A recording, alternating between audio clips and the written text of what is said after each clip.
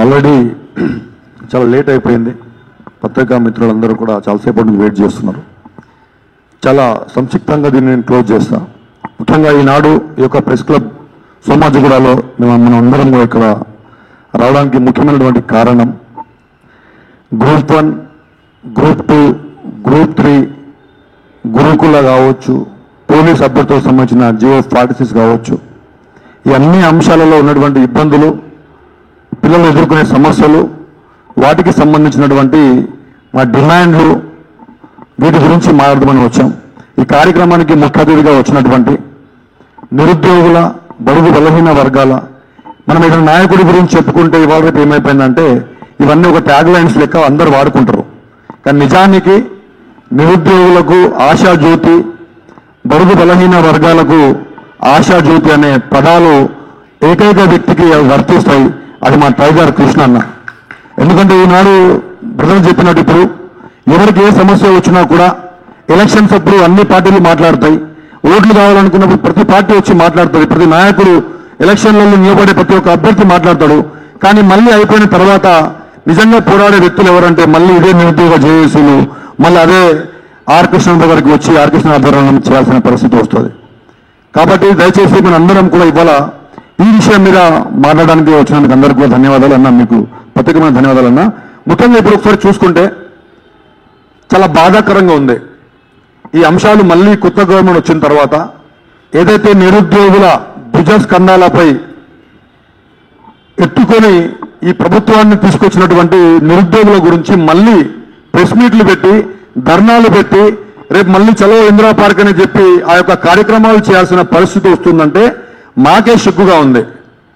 ఎందుకంటే ఆనాడు మీరందరూ కూడా చూసిర్రు నిరుద్యోగులు ఏ విధంగా ఓన్ చేసుకుని కాంగ్రెస్ గవర్నమెంట్ తీసుకొచ్చింది. 100 నియోజకవర్గాలకు ఇదే రియాజ్ గారు ఇవాళ చైర్మన్ పదవి తీసుకుని పార్టీకి వత్తాసు పలుకుతూ, ఇవాళ బల్మూరి వెంకట్ ఎమ్మెల్సీ పదవి తీసుకొని ప్రెస్ మీట్లు పెట్టి ముచ్చట్లు చెప్తూ కాలం గడుపుతున్నారు. 100 నియోజకవర్గాలను, నిరుద్యోగులను కార్యకర్తల కంటే దారుణంగా వాళ్ళని వాడుకొని వాళ్ళ ఎమోషన్స్ ని క్యాష్ చేసుకొని వాళ్లకు ఆకాశమంతా ఎత్తుకెత్తి ఇవాళ పాతాళానికి తొక్కే కార్యక్రమాలు వీళ్ళు చేస్తున్నారు. ఆనాడు మనం అందరం కూడా చూసినాం. రేవంత్ రెడ్డి గారు డైరెక్ట్ గా ప్రెస్ మీట్ లో చెప్పినటువంటి విషయం, అది జాబ్ క్యాలెండరేనా, అది మేము ఇచ్చినటువంటి జాబ్ క్యాలెండర్, డైరెక్ట్ గా జాబ్ క్యాలెండర్ అనౌన్స్ అయిపోయింది అని చెప్పి పేపర్లలో పెద్ద పెద్ద పేజీలలో యాడ్లు ఇచ్చిర్రు. అంటే ఆనాడు మీరు ఇచ్చిన యాడ్లు మీ బిజినెస్, మీ వ్యాపారం కొనసాగించడానికి మాత్రమే అని చెప్పి మాకు ఇప్పుడు అర్థమవుతుంది. ఎలాగైతే వ్యాపారాలకు సంబంధించిన యాడ్లు ప్రకటనలు ఇచ్చుకుంటారో అలా మీ పార్టీ అధికారంలోకి రావడానికి మీరు ప్రకటనలు ఇచ్చుకున్నారు తప్ప నిరుద్యోగులకు నిజంగా న్యాయం చేయాలనే ఆలోచన ఏ కోసన కూడా మీకు లేదని అర్థమవుతుంది. ఎందుకంటే ఇక్కడ అడిగేది ఏది కూడా ఏదో రాజకీయ లబ్ధి కోసమో లేకపోతే ఇప్పుడు ఓట్లు మాకు ఓట్లు వేయమని చెప్పి అడగడానికి మేము రాలే. ఇక్కడ ప్రతి ఒక్క అంశం గ్రూప్ 1 అంశం గురించి 1:100 చేయాలి అని చెప్పి డిమాండ్ చేశారు బట్టి విక్రమార్క గారు. గ్రూప్ 2 అభ్యర్థులకు సంబంధించి 2000 పోస్టులు మేము పెంచుతామని చెప్పి కేటీఆర్ గారు అనౌన్స్ చేస్తే 2100 పెంచుతామని చెప్పి హర్రాస్ పాట పాడినట్టు ఇదే రేవంత్ రెడ్డి గారు పాడారు. ఆనాడు అతని నోటితో వచ్చినటువంటి మాట ఇవాళ ఫుల్ఫిల్ చేయమని చెప్పి నిరుద్యోగులు అడుగుతున్నారు. గ్రూప్ 2 కావచ్చు, గ్రూప్ 3 కావచ్చు, మా గవర్నమెంట్ వస్తే ఖచ్చితంగా మేము పెంచుతాం. వాళ్ళు 100% పెంచేవాళ్ళు కూడా. నిజానికి చెప్పాలంటే నిరుద్యోగులకు న్యాయం ఎంతో కొంత ఆ బీఆర్ఎస్ ప్రభుత్వమే చేసింది, కానీ ఈ కాంగ్రెస్ ప్రభుత్వము దాంట్లో సగం కూడా చేస్తలేదు. ఎందుకంటే మనం చూసుకుంటే 2 లక్షల వేకెన్సీ చూపించారు. దాదాపు 1,20,000 నుంచి 1,30,000 పోస్టులకు నోటిఫికేషన్ ఇచ్చారు. సరే, దాంట్లో అవకతవకలు జరిగినాయి, దానికి వాళ్ళు సరిగ్గా రెస్పాండ్ కాలేదు, బాధ్యత వహించలేదు. కాబట్టి వాళ్ళని బాధ్యత తీసుకోవాల్సిందిగా మేము గుర్తు చేసినాం. అయినా కూడా వాళ్ళు పట్టించుకోలేదు.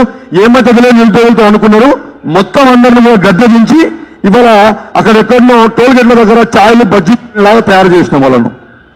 కాబట్టి మళ్ళొకసారి చెప్తున్నాం, ఈ కాంగ్రెస్ గవర్నమెంట్ ఏ నిరుద్యోగుల పేర్లు చెప్పుకొని ఎవరెవరైతే ఎమ్మెల్యేలు, ఎంపీ ఎలక్షన్లు, ఎమ్మెల్సీ ఎలక్షన్లు నిరుద్యోగులు వాడుకున్నారో ఒక్కొక్క ఎమ్మెల్యే, ఎంపీలను బరి తీసి అందరూ తీసుకొచ్చి కూర్చోబెడతామని చెప్పి కూడా ఈ సందర్భంగా నేను తెలియపరుస్తున్నా. దయచేసి ఇక్కడ అడిగేది పెద్ద పెద్ద గొంతమ కోరికలు ఏమి కూడా లేవు. ఇవన్నీ కూడా నిజంగానే అన్న చెప్పినట్టు, జలసన్న చెప్పినట్టు వినోద్ సార్ గారికి ఇప్పుడు మాట్లాడినటువంటి విషయాలు జీవన్ రెడ్డి గారికి అవగాహన లేనట్టుంది. ఎందుకంటే రకరకాల కోర్టులలో ఈ యొక్క జడ్జిమెంట్లు కూడా ఉన్నాయి.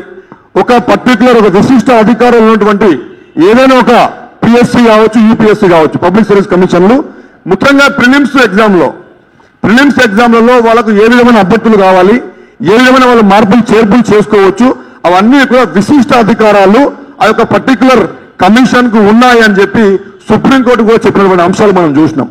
ఆయన ఏదో రాజ్యాంగం అనే పేరు వాడి వీళ్ళకు తెలియదు, ఏదో ఒకటి చెప్పేస్తే అయిపోతుంది, ఏదో ప్రొవిజన్లో లేదు, అది ఇదని చెప్పడానికి లేదు. ఒక కమిషన్ తలుచుకుంటే వాళ్ళకు కావాల్సుకున్నట్టుగా వాళ్ళు మార్చుకోవచ్చు అనే విషయాలు దాంట్లో నోటిఫికేషన్లో కూడా ఉంటుంది. ఇంకా నోటిఫికేషన్లో లేని అంశాలు ఏమైనా మార్పులు చేర్పులు చేయాలంటే సబ్ నోటిఫికేషన్ ఇచ్చి మళ్ళీ దాన్ని మార్పులు చేర్పులు చేసుకోవచ్చు. అదేవిధంగా ఈనాడు వీళ్ళు అడిగేటువంటి డిమాండ్, ముఖ్యమైనటువంటి డిమాండ్లు ఏంటంటే ఇవాళ నిరుద్యోగులు మీరందరూ కూడా చూస్తున్నారు, దాదాపుగా 8 నుంచి 10 సంవత్సరాల తర్వాత నోటిఫికేషన్ వచ్చింది. ఒక చెల్లె నాకు ఫోన్ చేసింది, గ్రూప్ 1 ఆస్పిరెంట్, రికార్డింగ్ ఉంది నా దగ్గర. ఆ అమ్మాయి ఫోన్ చేసి మాట్లాడుతుంటే కళ్ళలో నీళ్లు తిరిగినాయి నాకు. సార్ నాకు ఇప్పుడు 32 సంవత్సరాలు సార్, నేను గ్రూప్ 1 గ్రూప్ 2 ఆఫీసర్ని కావాలని చెప్పి మా ఇంట్లో మా ఇంట్లో మా అమ్మ నాన్నలు మాకు సంబంధాలు చూస్తుంటే కూడా లేదు, నేను ఉద్యోగం కొట్టిన తర్వాత నేను పెళ్లి చేసుకుంటా అని చెప్పి నేను అలా చూస్తూ నాకు 32-33 సంవత్సరాలు వచ్చేసినాయి, నాకు ఇంతవరకు పెళ్లి కాలేదు.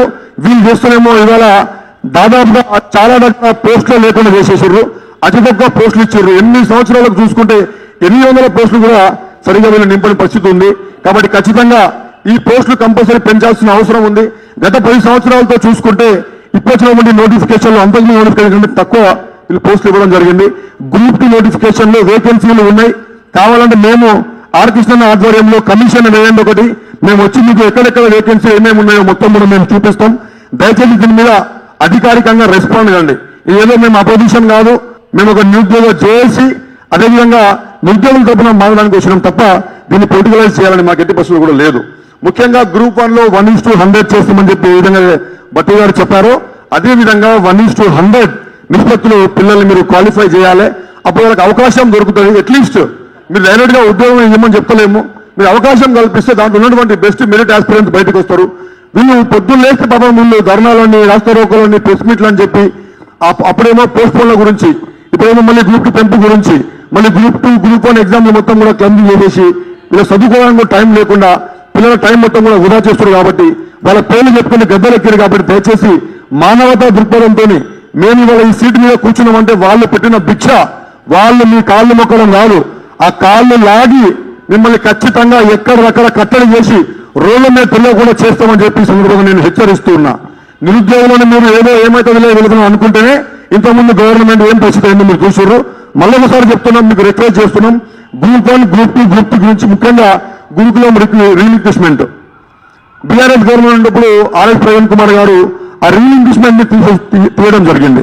ఇవాళ ఎస్ఐ కావచ్చు, కానిస్టేబుల్, ఫర్ ఎగ్జాంపుల్ చెప్తున్నా, ఎస్ఐ కానిస్టేబుల్ కి రెండింటికి ఒక నోటిఫికేషన్ ఇచ్చినప్పుడు ఒక అభ్యర్థికి ఎస్ఐ ఉద్యోగం వచ్చిన తర్వాత ఆ అబ్బాయి మళ్ళీ కానిస్టేబుల్ ఉద్యోగానికి పోతాడా?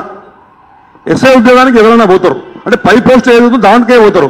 కానీ వీళ్ళు ఎస్ఐ నోటిఫికేషన్కి ఇచ్చినటువంటి ఏదైతే టీఎస్ఎల్ పిఆర్బి వాళ్ళు ముందు ఎస్ఐకి రిజల్ట్ ఇచ్చారు, ఆ తర్వాత కాన్సెంట్ లెటర్ తీసుకున్నారు, మీకు ఎస్ఐ ఉద్యోగం వచ్చింది కదా, మీరు కానిస్టేబుల్ ఉద్యోగం అవసరం లేదని చెప్పి రాసి ఇవ్వండి. వాళ్ళు రాసి ఇచ్చినప్పుడు ఆ పోస్ట్ ని తర్వాత ఉన్నటువంటి మెరిట్ వాళ్లకు కానిస్టేబుల్ పోస్ట్ ఇవ్వడం జరిగింది. అదేవిధంగా రీఇంక్రిష్మెంట్ కూడా ఈ గురుకులకు సంబంధించిన అభ్యర్థులలో ఎవరైతే first degree lecturer, junior lecturer, PGT, ఆ విధంగా ఒక సీక్వెన్స్ ప్రకారంగా వస్తుంది. అవన్నీ చేయకుండా డిఎల్ జేఎల్ ఫుల్ఫిల్ చేయాలంటే వాళ్ళకు డెమో క్లాసులు తీసుకోవాలి. ఆ డెమో క్లాసులు తీసుకోవాలంటే టైం పడుతుంది. ఆ టైం పడితే వీళ్ళు అక్కడ ఎల్బీ కాలేజీలో ఎల్బీ స్టేడియంలో పెట్టుకున్న ఫంక్షన్ కి లేట్ అయిపోతుంది. మేము తొందరగా ఇంతమందికి మేము లెటర్లు ఇచ్చేసినాం అని కేవలం వాళ్ళ స్వార్థపూరితమైనటువంటి నిర్ణయాలతో డిఎల్ జేఎల్ ఇవ్వకుండా డైరెక్ట్ గా తీసుకొని పోయి పీజీటీ వాళ్లకు పోస్టులు లెటర్లు ఇవ్వడం జరిగింది. దానివల్ల దాదాపుగా 3000 పోస్టులు వేకెన్సీలు మిగిలిపోయినాయి. దాన్ని నింపమని చెప్తే కూడా దాన్ని కూడా మిగుల్చుకునే పరిస్థితి చేస్తున్నారు. ఇట్లా ఇచ్చినట్టు ఇచ్చి మళ్ళీ లాక్కుంటున్నారు. కాబట్టి రీఇంక్రిష్మెంట్ కూడా ఖచ్చితంగా ఇంప్లిమెంట్ చేయాలి. ఆ 3000 పోస్టులు ఏవైతే ఉన్నాయో ఆ వేకెన్సీని 100% నింపాలని డిమాండ్ చేస్తున్నాం. ఇవన్నీ కూడా జియో 46 సంబంధించిన అంశాలు కూడా మినిస్టర్ గారు, నేను మరియు బల్మూరి వెంకట్, మినిస్టర్ గారు శివబాబు గారు అభ్యర్థులు తీసుకొని పోయినప్పుడు ఎలక్షన్ జరుగుతున్నాయి. మేము June 6 తర్వాత June 10 లోపు మనందరం కూడా కూర్చుందాం, డెలిగేషన్ పిలుస్తాం, మనం మాట్లాడి డిసైడ్ చేద్దామని చెప్పారు. అక్కడ చెప్పి ఎలక్షన్ దాటిపోయిన తర్వాత నేను ఎంతోమంది పిల్లల్ని ఆపి వ్యతిరేకం చేయకుండా నేను ఆపిన. మేము చేయడం వల్లనే ఇవాళ మల్లన్న ఎమ్మెల్సీగా గెలిచి మళ్ళీ ఇవాళ గద్దెక్కిన తర్వాత ఎవరు కూడా మాట్లాడతలేరు. గెలవంగానే అయిపోలేదు, ఇంకా చాలా ఉంది ముందు. కాబట్టి ఖచ్చితంగా మీరు అందరూ కూడా దీని మీద 100%గా రెస్పాండ్ కావాలని కోరుకుంటున్నాం. ఇదే విషయాల మీద అశోక్ కుమార్ గారు దీని మీద మాట్లాడాలని కోరుతున్నాం. Thank you. ఇక కృష్ణన్న మాట్లాడే ముందు ఒక నిరుద్యోగ అభ్యర్థి గౌస్ ఒకటే విషయం.